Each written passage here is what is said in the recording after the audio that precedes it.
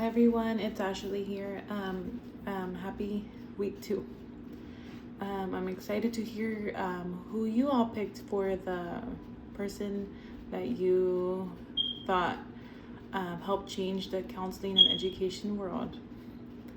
Okay, when I was listening to it and I read more in the book, I really liked Frank Parsons because I can really see his work in our daily schools, in our life. And I remember just even it clicking when I was in high school. I feel like that's what I remember most. And like I remember a little bit of like the career and vocational focus, a little bit in middle school, like more for the 8th grade, like avid students. I was never one of those, and that's okay. Not every student's going to be like that.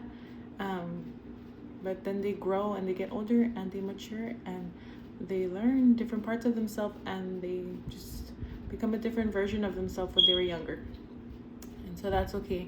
But for me, let me go into it before I just start rambling. I chose Frank Parsons because one, I can see his work in the education world today, and I also can see how it relates to when I was younger in middle school and high school. And let me start by kind of defining what I have my notes here, kind of defining what work he did, and then I can go like give some examples. So I thought it was interesting how they had seen it said in 1908, to be technical, that they had seen vocational guidance as the first like official term written down. That it appeared for the first time, and so I guess that's how it just all started, like for that world to be opened up. And it just emphasized that vocational guidance should be provided by trained experts and part of our everyday public school system. But yes, I can see this in our lives. I can see how trained experts, which would be like the counselors, and then the counselors being trained by the people who come train counselors, and then and it being part of it, our school systems. And I can see how counselors make it part of our school systems. I'll go more into it in a little bit. And his work emphasized that choosing a career was vital to a young man's life. And I feel, this is off topic, but I feel a lot of women nowadays, this is sometimes the career is more important than love. And it's something that people work for. Anything can be taken away from you, and anything can just be in life, it could just be taken away. But this is one thing that I see lots of people kind of striving for. It's like love can be taken away or things like that, and they're like, but my career never can be, like, because they're very career focused and driven. So that's what it kind of just reminded me of, like, and then let me go back. He had mentioned that these attributes of the career were vital, and it was these following details: the aptitudes of a person, their abilities, which is very important because for me, for example, I knew I did not want to go into nursing because I cannot be around blood. Even when I gave birth, it was a very hard time for me. Oh, excuse the mess in the background, I'm sorry. It's just life of a single mom with a 1.5-year-old. Okay. But for me, I could not go into nursing because I just could not handle blood. I can't, like, even when I gave birth, it was too much and overwhelming for me. So my abilities, I was not able to be exposed to blood and just wounds and things like that. For me, it would just, I think it would overwhelm me and make me feel nauseous. And so I know that that's an ability and a limitation he had mentioned too, where that would hinder me from being successful in that field. And ambitions, it's if the person has to be motivated and ambitious in their line of work, and they have to be it just has to be a drive and a passion, because teaching is just one, the pay, right?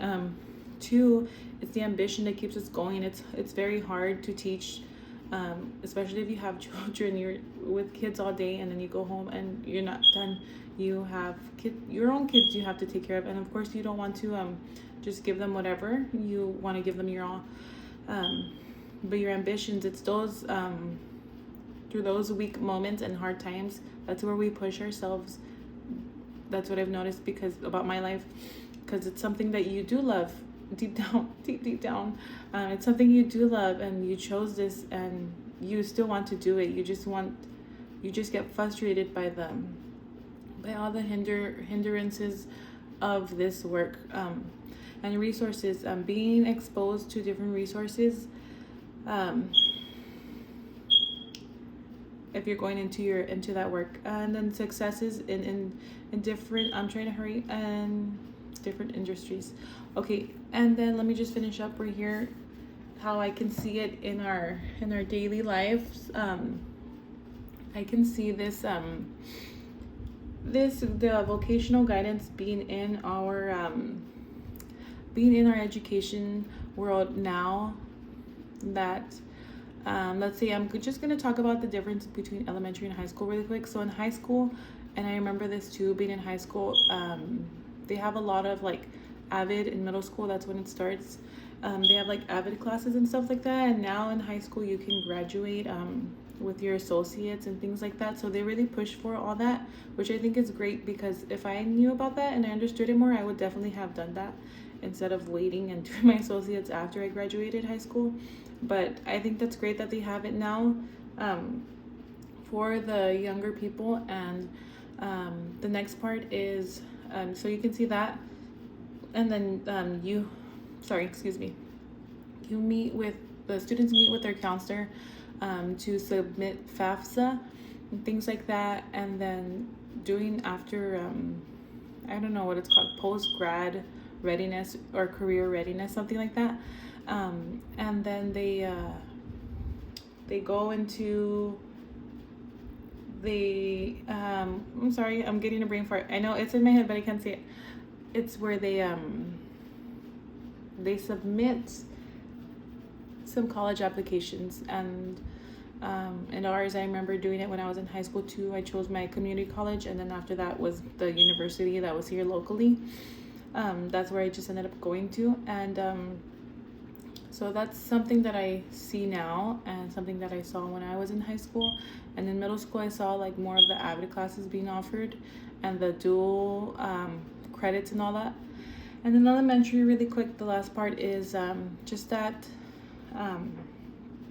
you can see counselors exposing children to career readiness by when they go into the classes sometimes, and then they talk about different careers, or how this certain day relates to a certain career. Or like Read Across America, they come and they bring different speakers, and they could be like a sheriff or a nurse, a doctor, the fire department, things like that. And they also come and bring presentations for the students to go. I know on Tuesday, the fire department went to our school for fire safety, and that's another thing to expose students to, except mine are in pre-K 3, so we didn't get invited, unfortunately. But I showed my students a video of firefighters, and they gave us a little pouch to give to them to send home. So that's one way that I can see it in our schools.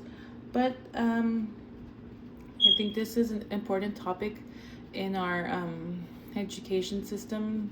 I do wish that, this is off topic, I do wish that we could also prioritize mental health and just overall well-being and just self-esteem, kind of things like that, because I see a lot of students and even adults struggling with that.